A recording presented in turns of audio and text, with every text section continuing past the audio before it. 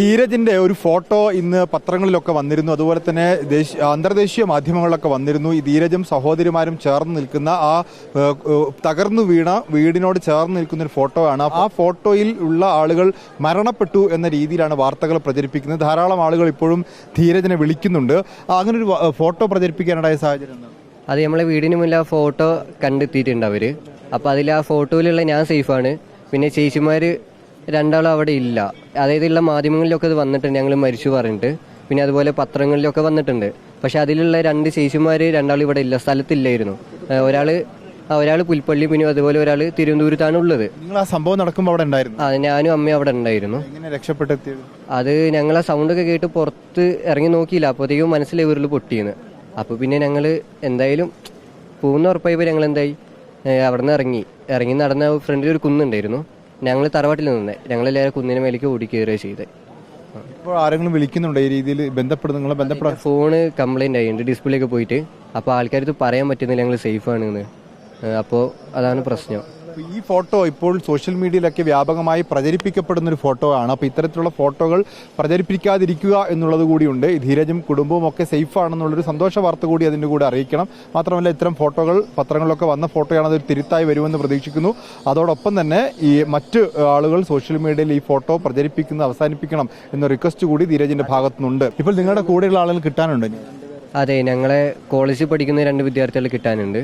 അവരിതുവരെ നിലവിൽ കിട്ടിയിട്ടില്ല. പിന്നെ എൻ്റെ വീടിൻ്റെ ചുറ്റിനുള്ള എല്ലാ വീടുകളൊക്കെ പോയിട്ടുണ്ട്. അടുത്ത ആൾക്കാർ നഷ്ടപ്പെട്ടു. കൂടെ പഠിക്കുന്ന 2 പേരെ കാണാനില്ല? ഇല്ല. അത് വർഷ പിന്നെ വൈഷ്ണവ്. അതിൽ വർഷ ഞങ്ങളെ കോളേജിൽ പഠിക്കുന്നത്, വൈഷ്ണവ് മീനങ്ങാടി എൽദോല പഠിക്കുന്നത്. തൊട്ട അയൽവാസിയായിരുന്നു? അല്ല, അവർ നമ്മളൊപ്പം പഠിക്കുന്നതാണ്. മുണ്ടക്കായി മട്ടത്താണ് അവർ വീട്. നിങ്ങൾ അയൽവാസികളായ ആളുകളെ കണ്ടുകിട്ടി? ഇല്ല, ഒരുപാട് പേരെ കിട്ടിയിട്ടില്ല. ആ ഭാഗത്ത് ഞങ്ങൾ ഒരു 2-3 വീട്ടിലത്തെ ആൾക്കാരെ രക്ഷപ്പെട്ടിട്ടുള്ളൂ ഫുള്ളായിട്ട്. ബാക്കിയുള്ള എല്ലാ വീട്ടിൽ നിന്നും 1-2 ആളായിട്ട്, അല്ലെങ്കിൽ മൊത്തമായിട്ടും പിന്നെ 1-2 ആൾക്കാരായിട്ടും മരിച്ചിട്ടുണ്ട്. ചൂരമല സ്കൂൾ റൂട്ടത്തെ അതിൽ നമ്മളെ കുറച്ച് കുടുംബം രക്ഷപ്പെട്ടിട്ടുള്ളൂ മൊത്തമായിട്ട്. സ്വാഭാവികമായിട്ട് ഇവരെ അയൽവാസികളായിട്ടുള്ള ആളുകളൊക്കെ ഇനിയും രക്ഷപ്പെടാനുള്ളവരും അതുപോലെ തന്നെ ഇനിയും കണ്ടുകിട്ടാനുള്ളവരും ഉണ്ട്. അവരെ തേടുക എന്നുള്ളതാണ്. ഇപ്പോൾ കാണിച്ച ഈ ഫോട്ടോ പ്രചരിപ്പിക്കാതിരിക്കുക എന്നുള്ളത് കൂടിയാണ്. നിങ്ങളെ ഒന്നാമത്തെ ഉരുൾപൊട്ടൽ നടക്കുന്ന സമയത്താണോ അത് അറിഞ്ഞത്, അല്ലെങ്കിൽ രണ്ടാമത്തെ ഉരുൾപൊട്ടൽ? ഒന്നാമത്തെ പൊട്ടിയത് ഞങ്ങൾ അറിഞ്ഞായിരുന്നു. അപ്പൊ ഞങ്ങൾ വീടിന്റെ പുറത്തിറങ്ങിയപ്പോൾ മൊത്തം ചളി മണ്ണൊക്കെ ആയിരുന്നു. ചൂരൽമല സ്കൂളിന്റെ ഏത് ഭാഗത്തായിരുന്നു വീട്? സ്കൂളിന്റെ കുറച്ച് മുകളിലായിട്ടായിരുന്നു വീട്. മുകളിലായിട്ടായിരുന്നു? അതെ. ഭാഗത്തേക്ക് ഈ ഉരുൾപൊട്ടലിന്റെ അവശിഷ്ടങ്ങൾ എത്തിയിരുന്നു? അപ്പോൾ എത്തിയിരുന്നു. മൊത്തം വീടിന് മുന്നിൽ ചളി മണ്ണൊക്കെ ആയിരുന്നു. അപ്പോൾ ഞങ്ങൾ തറവാട്ടിലായിരുന്നു നിന്ന്. ഞാൻ അമ്മയെ വീട്ടിലുണ്ടായുള്ളൂ.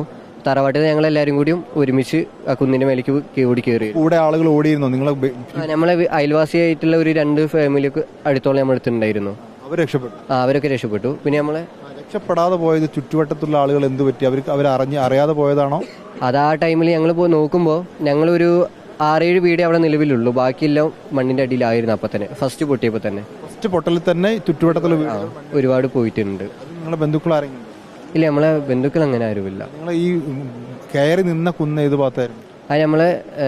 അതായത് നമ്മൾ സ്കൂളിന്റെ അവിടെ നിന്ന് മേലേക്ക് പോകുമ്പോൾ റൈറ്റ് സൈഡിലുള്ള കുന്ന്. കുറെ പേരുണ്ടായിരുന്നു? അവിടെ ആ സൈഡിലുണ്ടായി ഒരുപാട് കുടുംബങ്ങൾ രക്ഷപ്പെട്ടിട്ടുണ്ട്. പെട്ടെന്ന് രക്ഷിക്കാൻ പറ്റും? അവരൊക്കെ ഞങ്ങൾ അവരെ വീട്ടിലേക്ക് ഓടി കയറിയേ. അങ്ങനെ അവിടുന്ന് ഞങ്ങളെ കുടുംബങ്ങളെല്ലാവരും കൂടി ആ കുന്നിന്റെ മേലേക്ക് ഓടി കയറിയേ ചെയ്തു. ഉൾപ്പൊട്ടിന് മുന്നേ അവിടെ കുന്നിന്റെ മേലെ കയറിയിരുന്നു. ക്യാമ്പിലേക്ക് നമ്മളെ അവിടെ ആ കുന്നിന്റെ മേലെ രാവിലെ വരെ നിൽക്കുകയായിരുന്നു. ഒരു 6:30-7 മണി നമ്മളെ റെസ്ക്യൂ ടീം അവിടെ എത്തിയത്. അതുവരെ ഞങ്ങൾ ആ കാട്ടിലായിരുന്നു. മരണപ്പെട്ടു എന്നുള്ള ഫോട്ടോ പ്രചരിപ്പിക്കപ്പെട്ടത് എപ്പോഴാണ്? എങ്ങനെ? ഈ ഫോട്ടോ എപ്പോഴാണ് പ്രചരിപ്പിക്കപ്പെട്ടത്? ഇന്ന് രാവിലെ? അത് ഇന്നാണ് പ്രചരിപ്പിക്കപ്പെട്ടത്. അവിടെ രക്ഷാപ്രവർത്തനത്തിന് പോയ ആരോ ആണ് ഈ ഫോട്ടോ പുറത്ത് വിട്ടത്. തീർച്ചയായിട്ടും. അപ്പോൾ ഈ രണ്ടാമത്തെ ഉരുൾപൊട്ടലിന് മുമ്പ് ഒന്നാമത്തെ ഉരുൾപൊട്ടലിൽ തന്നെ ധീരജിന്റെ വീടും പരിസരവും ഒക്കെ ചെളി നിറഞ്ഞ് ഈ ഉരുൾപൊട്ടലിന്റെ എല്ലാ അവശിഷ്ടങ്ങളും അവിടേക്ക് എത്തിയിരുന്നു. ആ സമയത്ത് തന്നെ അവർ തൊട്ടപ്പുറത്തുള്ള കുന്നിൻ പുറത്തേക്ക് മാറിയത് കൊണ്ടാണ് അവർക്ക് രക്ഷപ്പെടാൻ പറ്റിയത്. അയൽവാസികളായ ചിലരും അത്തരത്തിൽ കുന്നിൻ മുകളിലേക്ക് ഓടിപ്പോയി. പക്ഷേ ഈ ഒന്നാമത്തെ ഉരുൾപൊട്ടലിൽ തന്നെ ധീരജിന്റെ വീടിന്റെ അയൽവാസികളൊക്കെ തന്നെ ഈ അയൽപ്പക്കത്തുള്ള വീടുകൾ മണ്ണിനടിയിലായിരുന്നു എന്നുള്ളതാണ് മറ്റൊരു കാര്യം. രണ്ടാമത്തെ ഉരുൾപൊട്ടലിന് മുന്നേ തന്നെ പെട്ടുപോയവരാണ് അവിടുന്ന് രക്ഷപ്പെടാൻ പറ്റാതെ പോയത്.